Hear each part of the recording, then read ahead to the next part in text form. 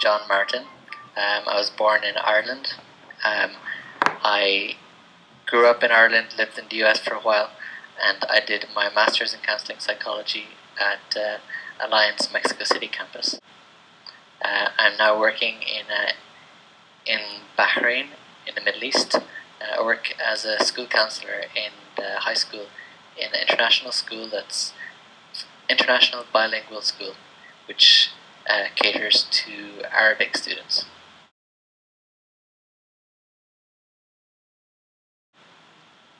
All of my students are bilingual Arabic students. Some of their parents don't speak English, so we've had sometimes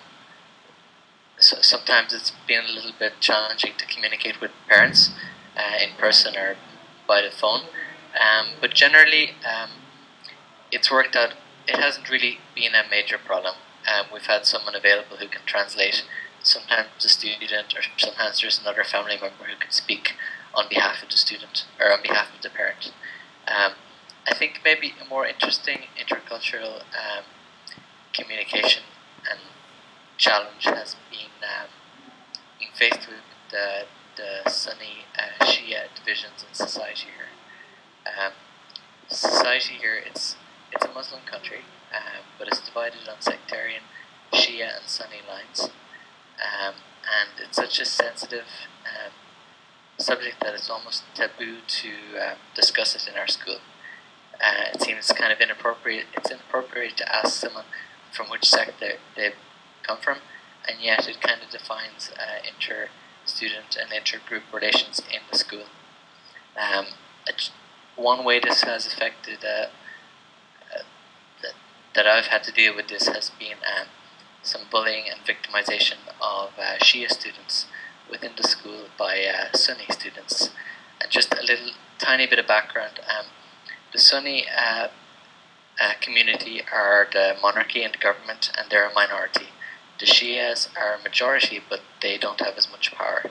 So that's why some of the Shia kids, especially one in particular last year, was bullied and victimized by some of the Sunni kids. So my job as a school counselor was to mediate in this conflict and to guarantee the protection of and the safety of all students, but specifically the Shia student who was being bullied and victimized.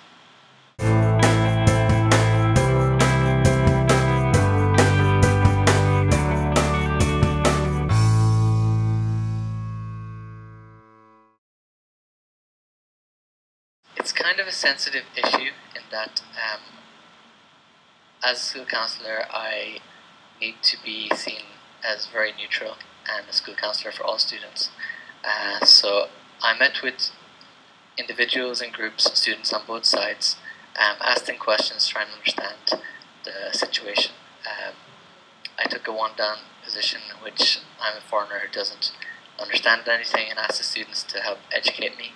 I met with the Shia student and the Sunni students together as a group to understand the reasons for their conflict and obtained agreement from both sides that they would agree not to discuss political or sectarian issues in school.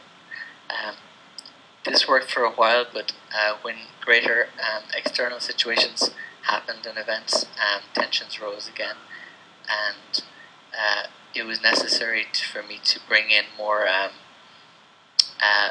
senior administration, such as the vice principal, who together we decided the best approach to do this, while remaining neutral, was to enforce more stricter behavioral controls on all students, and this was a way of protecting the Shia students without explicitly mentioning them. So it was kind of like a rule-based strict control on any aggression in the school, which is designed to protect the Shia students, but which didn't have to explicitly mention them. I think it was important to have a basic understanding of the political situation in Bahrain. an understanding of the sectarian conflict. But it was also important to allow the students to educate me on how the sectarian issues were affecting them and how it was playing out in the school. Another resource I used was the vice principal, who it was useful for me to have him as a resource because he could be a kind of he could enforce more control and stricter rules on the students, and that allowed me to maintain my maneuverability as a counsellor and maintain good relationships with students on both sides.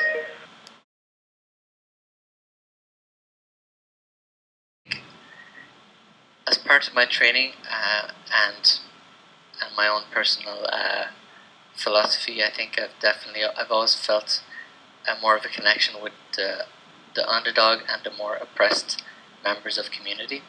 So, learning and living in Bahrain, I would have more of a connection and more empathy with the Shia community who are victimized and are without power in this society. And this is true in the school as well, even though it's generally 50-50 divide of students. The Sunni kids are more vocal and more empowered, and the Shia kids generally have to keep their mouths shut, or they just don't have as much power. So I feel more connection with those students who are powerless, but at the same time I needed to be a counsellor for everyone, and if I was seen to be sympathetic to just one side of the sectarian divide, then I think I would have lost my ability to be effective as a school counsellor.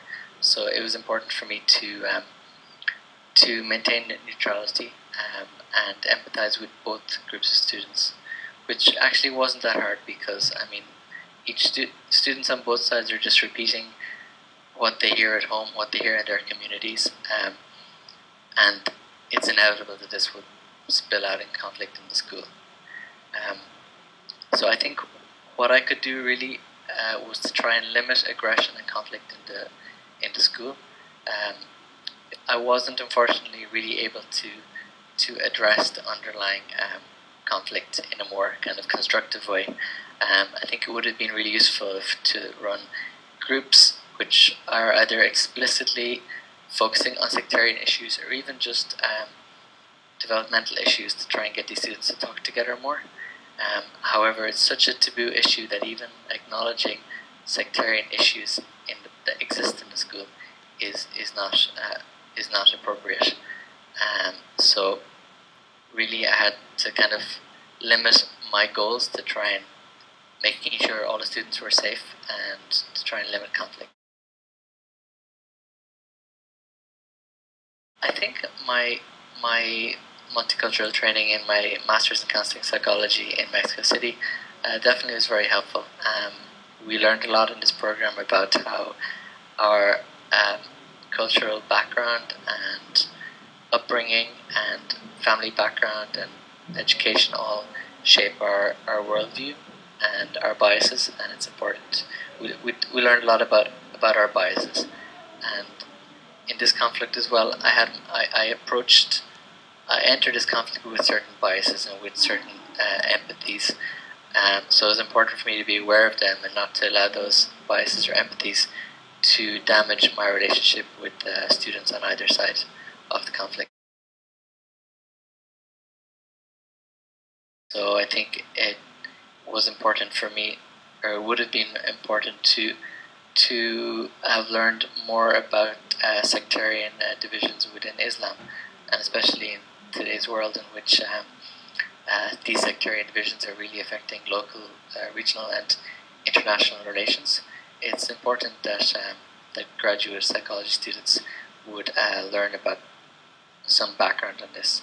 But at the same time, I think a lot of that responsibility lies with the student and the individual if they're going to go away and work in a very different environment. So I think before I came here, I already took took responsibility for learning a little bit about the situation.